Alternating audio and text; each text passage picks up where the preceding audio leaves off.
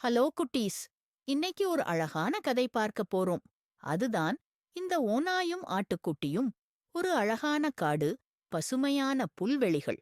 ஆடுகள் கூட்டம் கூட்டமாய் மேய்ந்து கொண்டிருந்தன. அப்போது ஒரு ஆடு மட்டும் வழி தவறி சென்றுவிட்டது. அந்த நேரம் பார்த்து ஆடுகளின் மே மே என்ற சப்தம் கேட்டு அங்கு திடீரென்று ஒரு ஓநாய் வந்தது. அங்கு தனியாக வழி தவறி வந்த ஆட்டை தன் பார்வையால் கொடூரமாக பார்த்தது. அந்த ஓநாய் மிகுந்த பசியாகவும் காணப்பட்டது.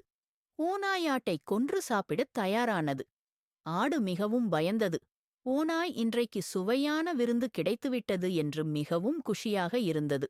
ஆனால் ஆடு பயந்தாலும் தான் மீது அது வைத்திருந்த தன் தன்னம்பிக்கையை விடவில்லை. ஆடு மிகவும் தந்திரமாக யோசித்தது.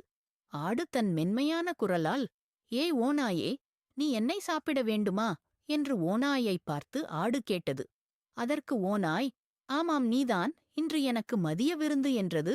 ஓநாய் அதற்கு ஆடு சொன்னது, என்னை உடனே சாப்பிடாதீங்க, அப்படி சாப்பிட்டால் நீங்கள் நோய்வாய்ப்பட வேண்டி இருக்கும்.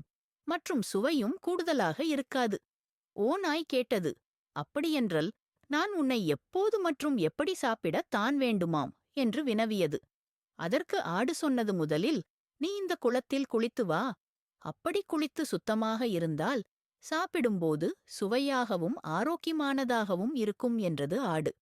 ஓநாய் சொன்னது, அதுவும் சரிதான். இதோ இப்பொழுதே குளித்து வருகிறேன் என்ற ஓநாய் சற்றும் யோசிக்காமல் மற்றும் தாமதிக்காமலும் தண்ணீரில் குதித்தது. இதுதான் சமயம் என்று எதிர்பார்த்து காத்திருந்த ஆடு தான் ஆட்டு மந்தை கூட்டத்தை நோக்கி ஓட்டமாய் ஓடி தப்பி சென்றது. குளித்து முடித்து கரைக்கு வந்த ஓநாய் சுற்றும் முற்றும் பார்த்தது. அங்கு ஆடு தப்பி சென்றதைப் பார்த்து தான் ஏமாந்து விட்டோம் என்பதை உணர்ந்தது. ஹெல்லோ குட்டீஸ், இந்த கதையில ஓநாய்க்கு என்ன அட்வைஸ் பண்ணலாம்னு நீங்களே சொல்லுங்க.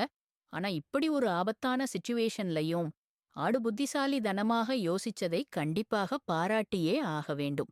இன்னொரு நல்ல கதையில் மீண்டும் சந்திப்போம். நன்றி.